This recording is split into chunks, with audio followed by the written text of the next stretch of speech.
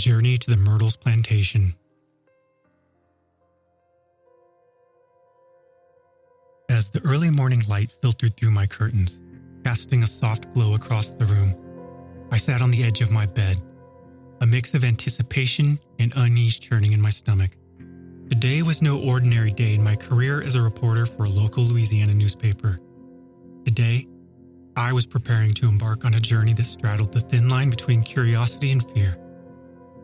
A journey to the Myrtles Plantation. The Myrtles Plantation wasn't just any historical site. It was infamous nationwide for its haunted reputation.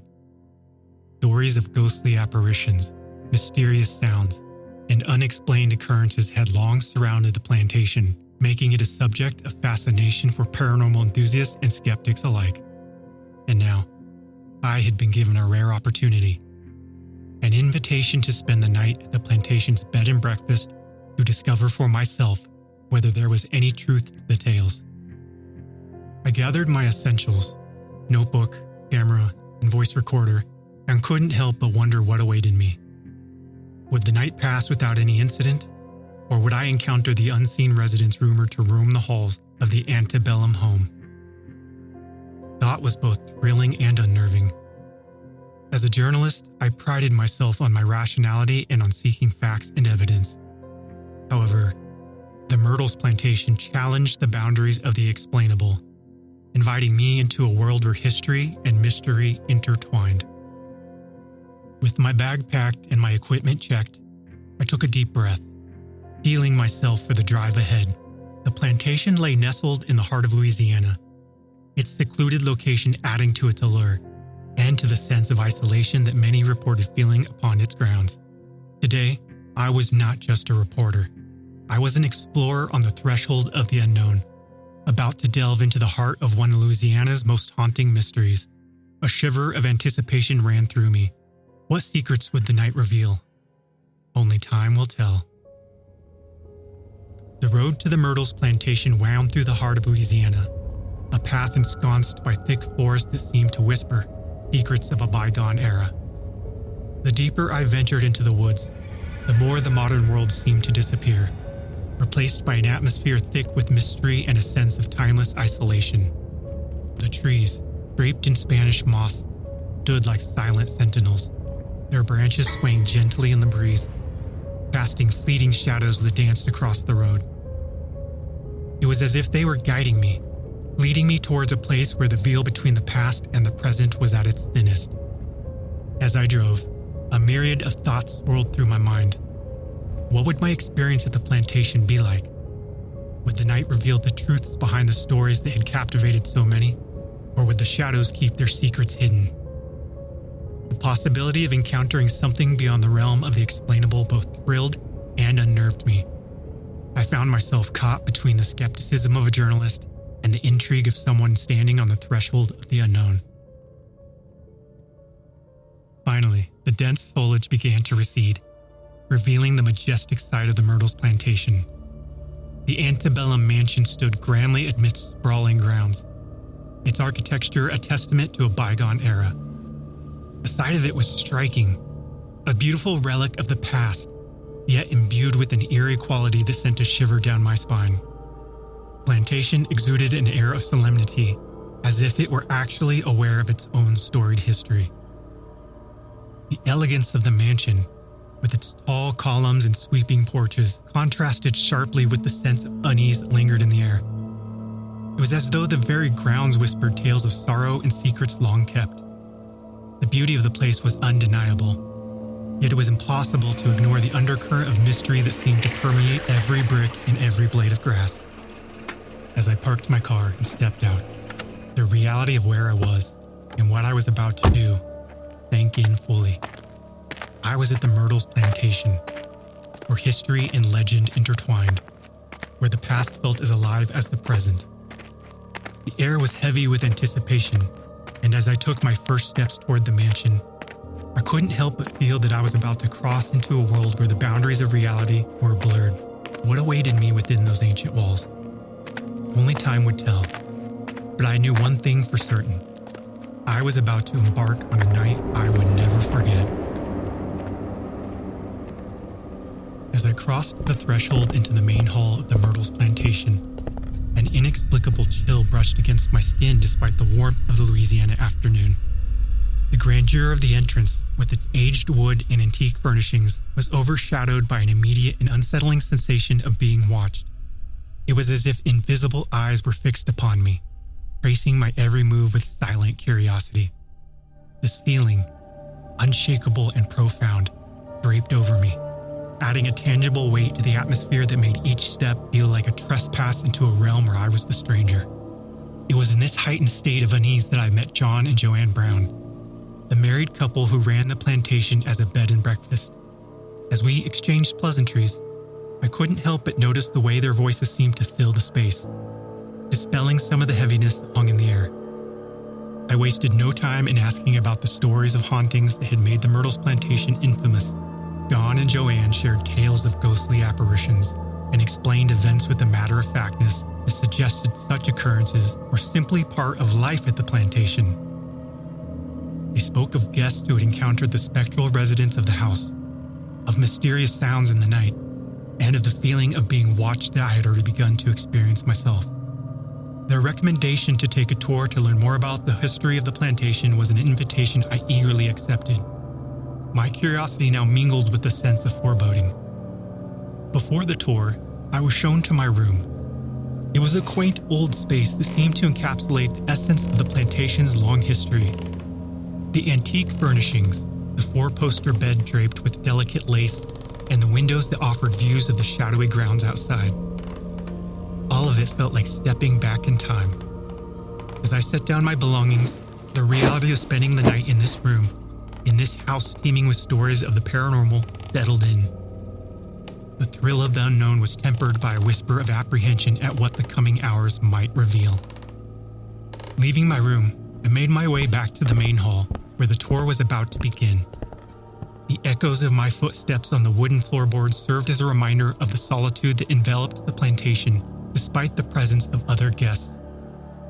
As we gathered to embark on the journey through the history of the Myrtles, I couldn't shake the feeling that we were not alone, that the stories we were about to hear were not just tales of the past, but living, breathing entities, waiting to be acknowledged, waiting to make their presence known. John led us through the corridors and the rooms of the Myrtles Plantation, each step a journey deeper into the heart of its storied past.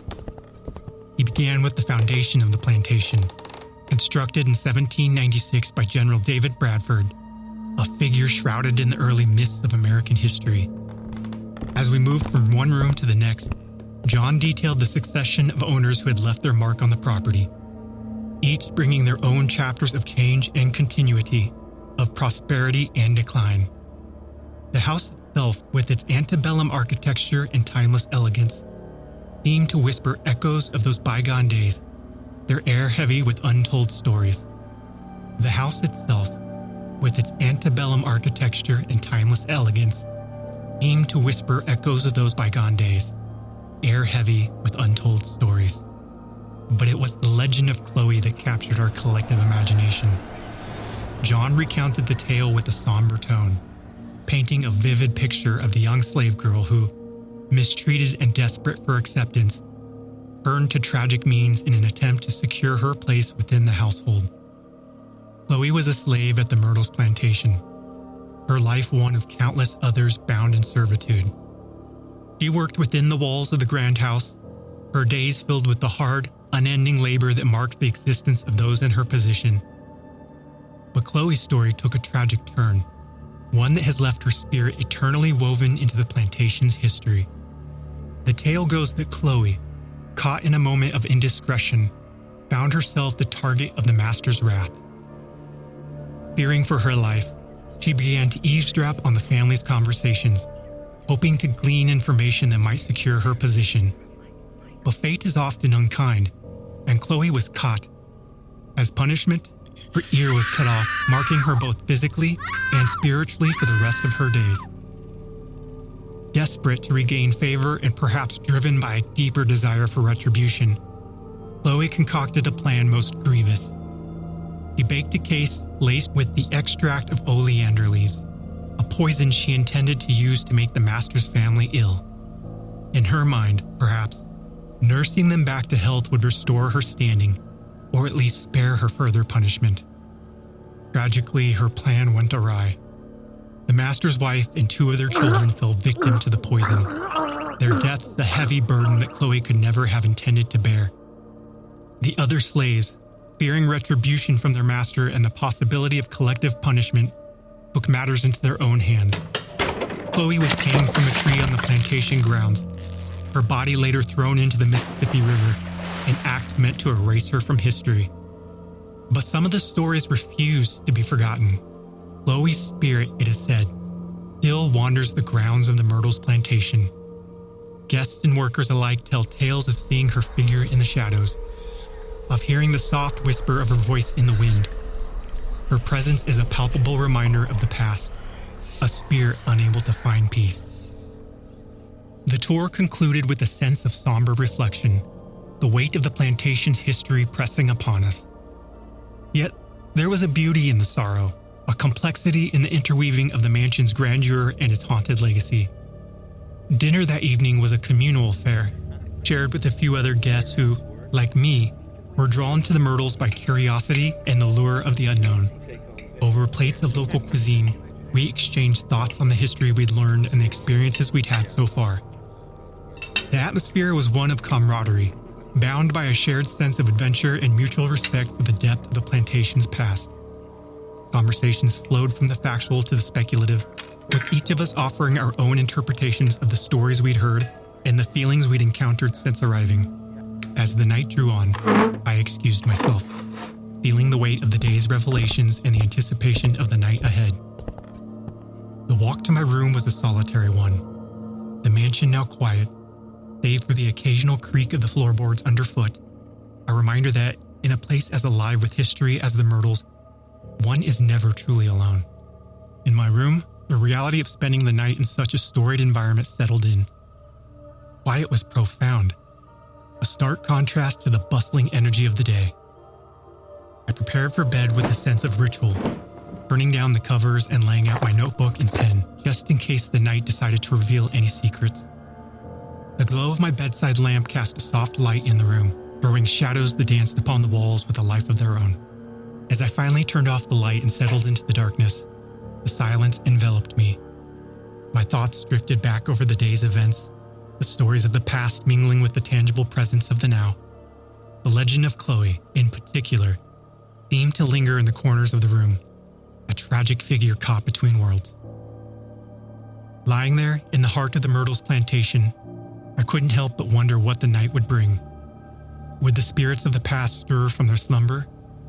Or would the dawn find me skeptical still, untouched by the supernatural? Only time would tell.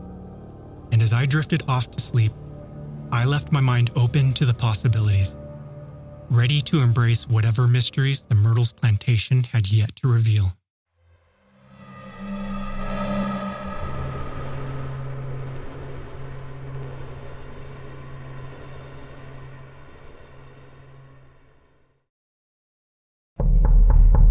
In the deep, still silence of the night, a sudden knocking at my door jolted me awake. My heart raced as I sat up, disoriented by the abrupt transition from sleep to alertness. I hesitated, listening intently for any sound that might explain the disturbance. But the plantation seemed to hold its breath along with me. With cautious steps, I approached the door and opened it, only to find the hallway empty. Soft glow of the nightlights casting long shadows on the floor. A shiver ran down my spine, not from the cool air, but from the unsettling realization that there was no one there. Trying to shake off the unease, I returned to bed, convincing myself it was just a dream or perhaps the house settling. Yet, no sooner had I settled back under the covers than the knocking returned. More insistent this time. It was impossible to ignore. My curiosity, mingled with the growing apprehension, propelled me out of bed once again. This time, though, I decided to explore the halls, a part of me driven by the need to uncover the source of the disturbance. Drawn as if by an unseen force, I found myself outside the room that had once belonged to Chloe. Standing at the threshold, I felt an inexplicable chill that seemed to emanate from within, the air within the room noticeably colder than the hallway. As I stepped inside, The sensation of not being alone was immediate and overwhelming. The hairs on the back of my neck stood on end, a primal reaction to the presence I felt enveloping the space. It was in this room, where Chloe's tragic story had unfolded, that I experienced a connection to the past so potent it was almost tangible. The atmosphere was thick with an overwhelming sense of sadness and despair, emotions so powerful that they seemed to transcend time, lingering in the air like a mournful echo of Chloe's fate. Then, the whispers began. Soft and indistinct, they seemed to swirl around me. Words unintelligible, laden with emotion. My heart pounded in my chest as fear took hold. The sound of knocking now coming from the walls themselves, rhythmic and deliberate. Panic surged within me, every instinct screaming that something unnatural was at play. As I turned to leave, a movement caught my eye, a figure, glimpsed out of the corner of my vision. I spun around, but there was nothing there. Only the empty room and the chilling certainty that I had just seen something, or someone, who was no longer of this world. The figure had vanished as quickly as it appeared, leaving me with a terror so acute it felt as though the air had been sucked from my lungs. I fled the room, my heart racing, the echoes of my footsteps sounding loud in the silent mansion. The experience in Chloe's room had shaken me to my core, the encounter leaving me with no doubt that the spirits of the past still roamed the Myrtles Plantation. As I hurried back to the safety of my own room, the night no longer felt serene, but charged with whispers of history and the restless souls who had once called this place home. The mansion, with its storied past and spectral inhabitants, seemed to come alive in the shroud of night, its secrets lurking just beyond the reach of the flickering lights. The night stretched before me, an expanse of time filled with the palpable sensation of being watched. Shadows seemed to shift along the walls, and the faint, unmistakable sound of footsteps echoed in the hallway, suggesting a presence just out of sight. Despite my efforts to rationalize the inexplicable, fear gnawed at the edges of my mind, leaving me wide-eyed and restless. Eventually, exhaustion won over, and I succumbed to a troubled sleep. I was jolted awake by the sensation of my blanket being abruptly pulled from me. Heart pounding, I scanned the room, finding it as empty as before. The stillness was broken once more by knocking at my door, a sound now that seemed sinister in its persistence. With trepidation, I checked the hallway, only to find it empty, the mystery of the knocking unsolved. Driven by a mixture of fear and determination, I ventured once more into the hallways, seeking the source of the disturbances. As I passed a balcony, a movement caught my eye, a fleeting glimpse of a figure that vanished when I turned to look directly at it. Heart racing, I opened the door to the balcony, the cool night air brushing against my skin.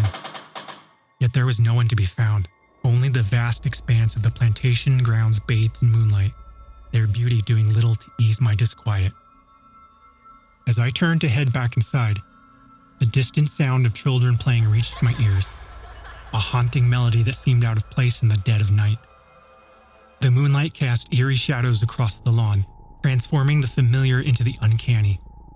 Shaken, I retreated back into the relative safety of the mansion, my mind reeling from the night's experiences. Finally, after what felt like an eternity, the adrenaline coursing through my veins began to ebb, allowing me to drift into a fitful sleep. The mysteries of the night remained unsolved, their answers hidden within the walls of the Myrtles Plantation. As dawn broke, the events of the night seemed almost like a dream, yet the fear they had instilled was all too real. Waking up the next morning, the events of the night felt like a distant, unsettling dream. The sunlight streaming through the windows offered a brief respite from the shadows that had dominated my thoughts. Downstairs, the aroma of breakfast mingled with the murmur of conversation, pulling me back into the realm of the living. Sitting with a few guests at the breakfast table, the night's fears seemed less immediate, dulled by the light of day and the company of others. I couldn't resist sharing my experiences from the night with John, who listened with an expression of understanding that bordered on expectation. His lack of surprise at my tale added a layer of authenticity to the plantation's haunted reputation. It was a confirmation, of sorts, that what I had experienced was not unique, but a part of the fabric of this place.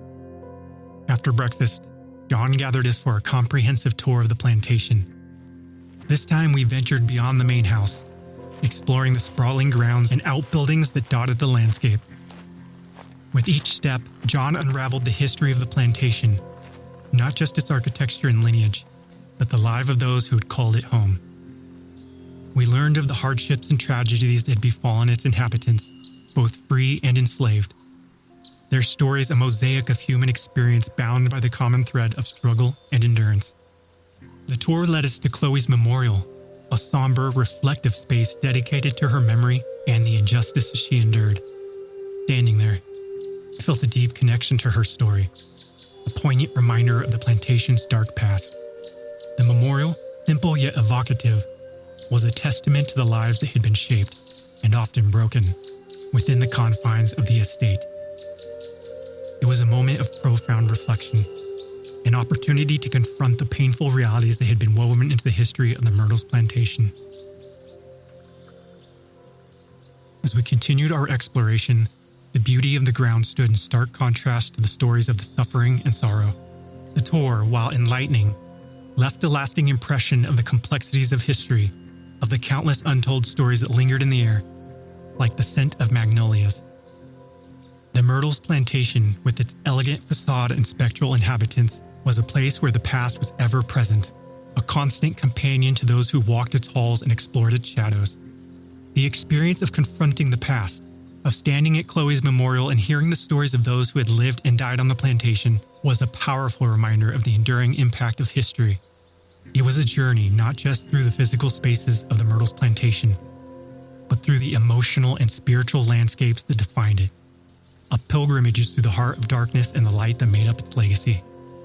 As the tour of the Myrtles Plantation drew to a close, the group of us found ourselves gathered under the shade of the ancient oaks, sharing our experiences and the eerie encounters that seemed to be a common thread among our stays.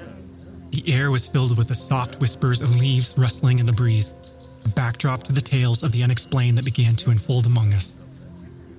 One guest recounted a story of seeing a woman in period attire vanish before his eyes in the mirror of his room, her gaze meeting his in the reflection before dissipating into thin air. Another spoke of the sound of footsteps in the attic above her room, pacing back and forth in the dead of night, when no living soul was upstairs.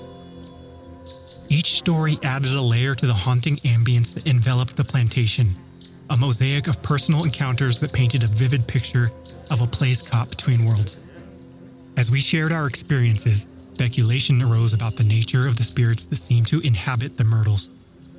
Some believed that the ghosts were restless souls seeking justice or resolution for the wrongs they had suffered in life. The story of Chloe, in particular, was often cited as an example of a spirit who might be seeking to make her story known, to ensure that the injustices of the past were not forgotten. Others felt that the manifestations might simply be echoes of the past, imprints left on the fabric of the plantation by intense emotions or traumatic events. These echoes, they speculated, were not conscious entities but rather residual energies replaying moments of their lives over and over, unaware of the present. Conversation was a blend of curiosity, fear, and fascination, as we grappled with the idea of coexisting with entities from another time.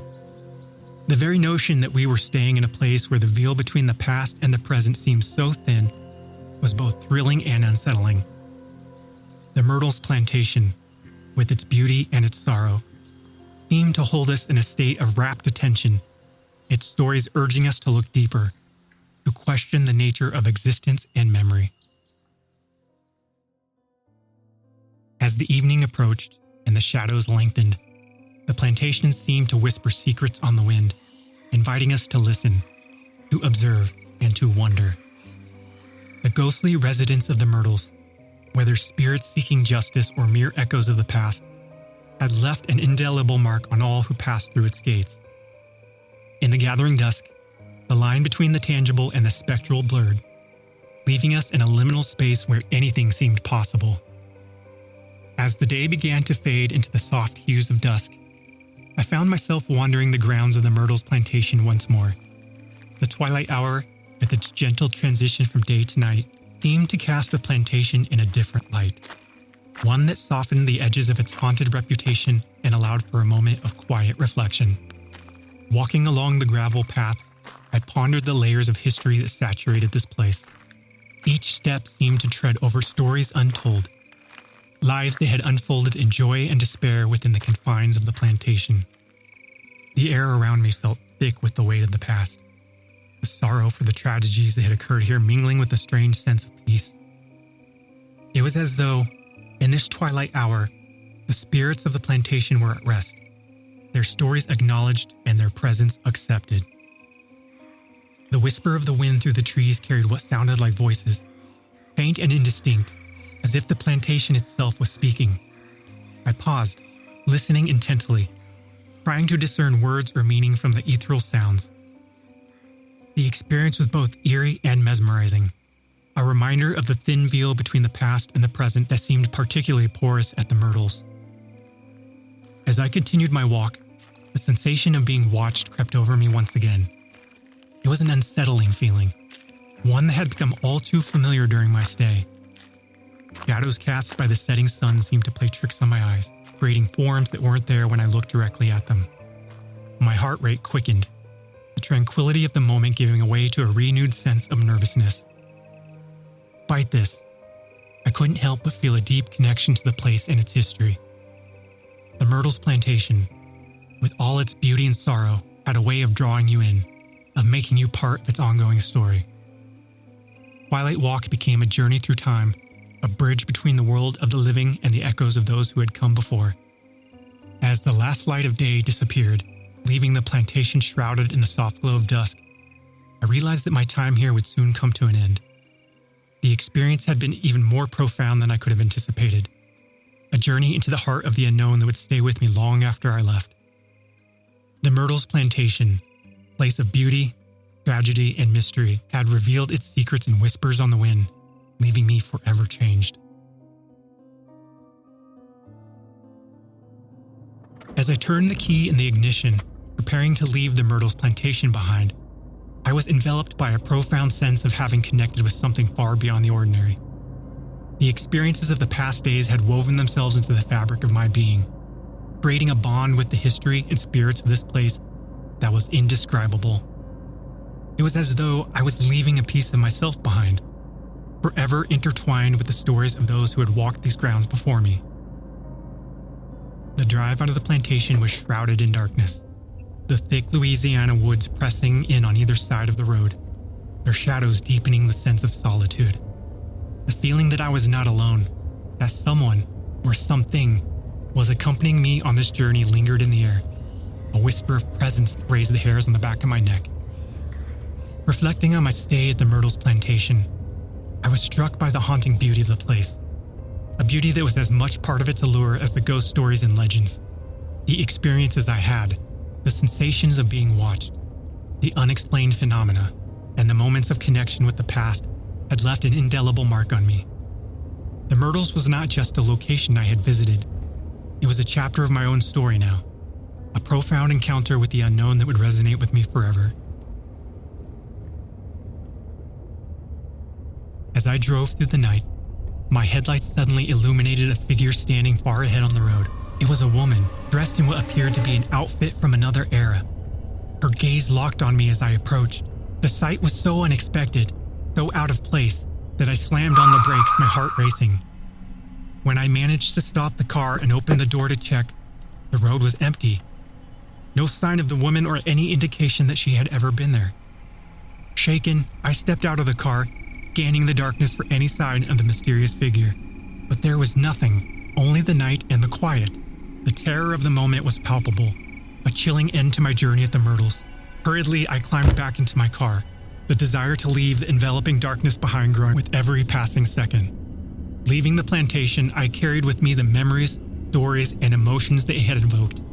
The Myrtles Plantation had a profound impact on me, opening my eyes to the depth of history and the shadows it casts into the present. It reminded me that certain places hold more than just physical beauty. They hold echoes of the past, whispers of stories that refuse to be forgotten.